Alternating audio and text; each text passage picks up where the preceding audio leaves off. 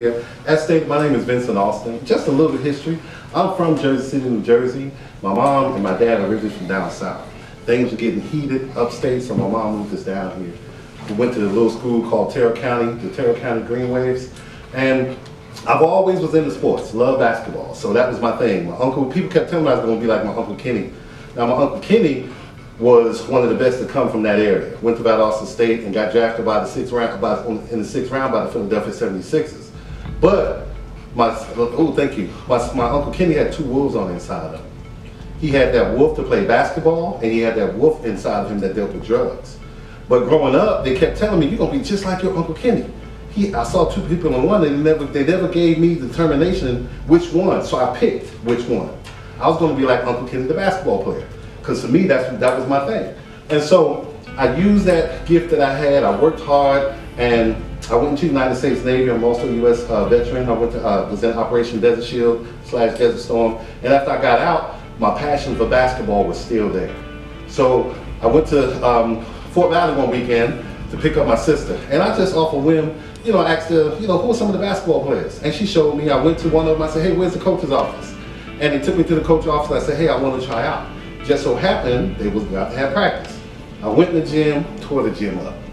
Completely tore it up. Signed a full scholarship that day. I spent 1 year at Fort Valley, then he transferred to Clark University, and that's where I finished up at. But it was my senior year when things kind of took a turn for the worse, or appeared to take a turn for the worse. My coach pulled me in his office. He said, "Alston, do you plan on playing pro basketball?" I said, "Yeah, coach." He said, "Well, you're going to have to be a little selfish this year." I said, "I guess I won't be playing. That's not my mentality. It's a team sport. We do team things. We accomplish the goals together as a team, and we function together as a team." But that year was over. Got no calls from anyone. Small division, historically black college and university. But one thing that never stopped me was my work ethic. I didn't believe, because I never drank, I never smoked, but I didn't believe anybody could outwork me. But July 4th, I was on my way home. Been out all day eating barbecue at the park and all that stuff, and the drunk driver got on I-20 in Atlanta the wrong way. And I'm just going home, I'm just coasting. And I looked in my rearview mirror. I just passed the AUC exit, the Atlanta University Center exit, and I saw two lights coming at me. And being safe, I looked in my rearview mirror to see if I can get over. And by the time I brought my eyes back in front of me, the guy hit me in excess of 100 miles per hour. And out of the wreckage, he broke every bone in my face. I have a incision on my head from ear to ear where they had to pull down my face and fix all this. Both of my arms were severely fractured. This arm, that's as far as it moved. I have a incision on this arm on my own visual aid, from there to there. I got plates and rods in this arm, and as you can see, the engine came in and it smashed my legs. Now, I lost this leg right there on the spot. I just lost my left leg this January, 20 years later, almost 21 years later. I passed away twice. They told me I'd never walk again. They told me I'd never drive again. Matter of fact, I remember EMT, and he looked at me, and I was just in my car. I couldn't move. I wasn't in any pain. I just felt like a sensation all around me.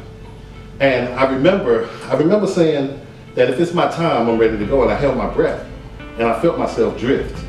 And I saw my grandfather, who had just recently passed away, and he was looking at me just like I was looking at you. He didn't say a word. And then I came to. And when I came to, that's when the EMT was there. And he said something to me that kind of lit me up. He said, "I don't think he's going to make it." And I jumped.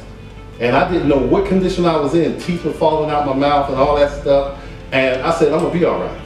And I said, "My name is Vincent Alston." I told him my address. I told him my best friend's house where I just got back from. I told him where my mother was staying, because she was in Atlanta at that time for a family reunion. And I told him, I said, "You need to go check on the next guy." Not knowing all the things that took place on me. Not knowing that. And so, and then when I transitioned and I was getting better, so he told me I wasn't going to make it again. They told me I'd never walk again. They told me I'd never drive again. But I think I did all those things to get up here. Because sometimes people can say what they see, and they don't understand what's on the inside of you. And you don't get mad at that. You don't let that define who you are as a person. Okay? And so all that took place. Now I'm on the road to recovery. And just to fast forward years, last year I finally met the guy who hit me. After 20 years, I got a call.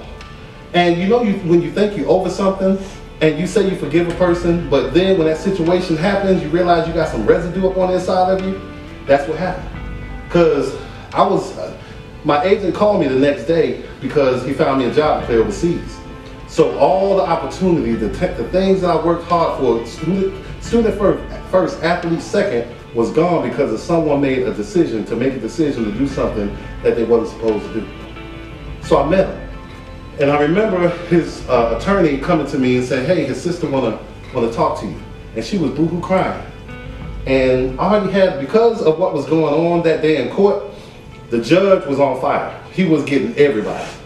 He was getting everybody. But I already had in my heart and mind what I knew what God wanted me to do. You know, and so she came and she was like, his sister was like, I'm so sorry. I said, there's nothing to be sorry about. I said, there's nothing to be sorry about. They kept calling it an accident. And God said, why you keep calling it an accident when I knew it was going to happen? You see what I'm saying?